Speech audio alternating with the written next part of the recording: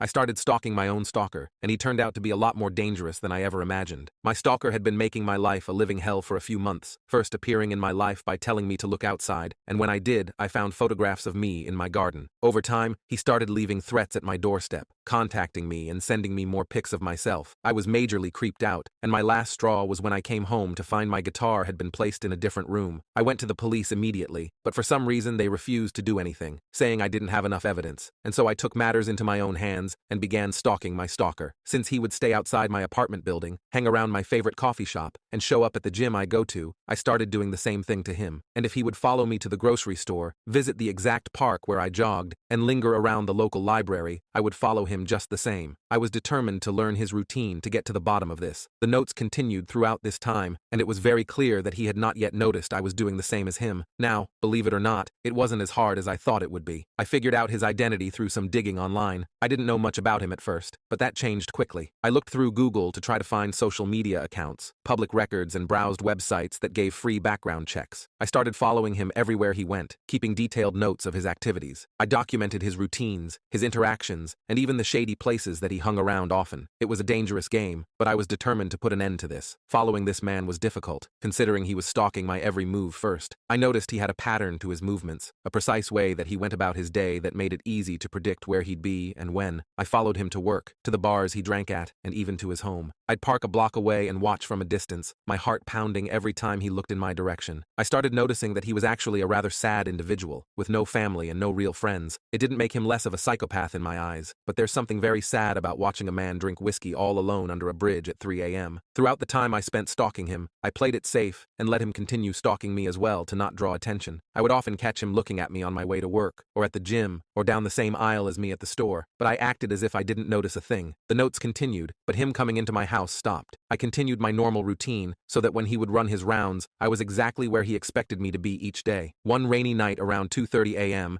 I had followed him to this sketchy spot near a bar. Brian paid careful attention to his surroundings that night, making sure he wasn't seen. He had a heavy-looking duffel bag walking across the street and went inside an abandoned warehouse. I parked a little ways away to not draw attention to myself and snuck in. I peeked over the wooden box that I was hiding behind and saw a couple of goons speaking with him, but I was too far away to hear them. He dropped the suitcase in front of them as if expecting something in return. As I tried to listen closer, I made eye contact with the one to the left of Brian. He shouted, exposing my location. One goon picked up the duffel bag. My heart started beating out of my chest. I ran outside and they chased after me. I heard a couple of firearm shots zoom past me. When I got outside, I saw some people around my car, which I assumed were part of their crew, and didn't know where to turn. If I turned around, I might meet my end, and if I ran to my car, they would snatch me up before I could unlock the door, and God knows what they would have done to me. The only option I had left was to head for the woods nearby. They were close on my tail and could hear their footsteps behind me. I ran and ran until my lungs gave out. I eventually was so deep in the woods that they couldn't find me. It had gotten too dark, and the rain hindered their eyesight. I felt a wave of relief, knowing I was still alive. After all of that, I still hadn't found enough incriminating evidence on him, because the shots themselves were worth nothing. Over the months, I collected a disturbing amount of information about him. He wasn't just stalking me, he was involved in some seriously messed up stuff. I found out he had a history of harassing people, and there were even acts of violence in his past. He had secrets he definitely didn't want to get out, and I had the evidence to expose him. The stuff that I found out about this guy belonged on the dark web. I discovered that he had been fired from multiple jobs but always without reason, and there were rumors that he had ties to some sketchy underground groups involved in substance dealings. He was a disturbed man, and I was just one of his many targets. The more I learned about him, the more I realized how dangerous he was. I had to make sure he wouldn't hurt anyone else. I had pages of notes, photos, and recordings of conversations he had no idea I was listening to. I knew where he went, who he talked to, and what he did when he thought no one was watching. It became harder to follow him as much because the time he spent stalking me would often overlap with the time that I tried to get more information on him, and I knew that I couldn't keep getting away with this. I was terrified of what he'd do if he found out that I'd been stalking him for months. Throughout this time, his stalking on me had eased up a little, but the odd note was still placed under my wiper blades. I had to get him to stop, but didn't know exactly how yet. Finally, I decided it was time to confront him. I waited until I knew he'd be alone and cornered him near a private club one evening. My heart was pounding. I told him I knew everything about him. I laid it all out: the harassment, the shady dealings, the violence. I told told him I'd share it all online if he didn't back off. For a moment, he looked genuinely scared. His eyes widened and asked me if I was following him. I told him that I was, and that I had been for months. I told him I knew everything, and if he didn't back off, I'd make sure everyone else knew too. He seemed genuinely afraid of what might happen if his dirty laundry was aired out. He promised to leave me alone, and for a few months, he did. I started to relax. I thought that maybe this nightmare was finally over. I returned to my normal routine and tried to forget the months of fear and paranoia. I was almost shocked at how easy it was to get rid of him. But then, one night, I woke up to the sound of someone breaking into my house. He was back, and he was furious. He broke down my door and was headed up the stairs. I was scared as I heard him come down the hallway. I tried to look for anything to defend myself, and that is when he stormed in. He had a wild look in his eyes that was full of rage. His presence sent chills down my spine. That's when he lunged at me. We fought. He knocked me down onto floor and socked me time and time again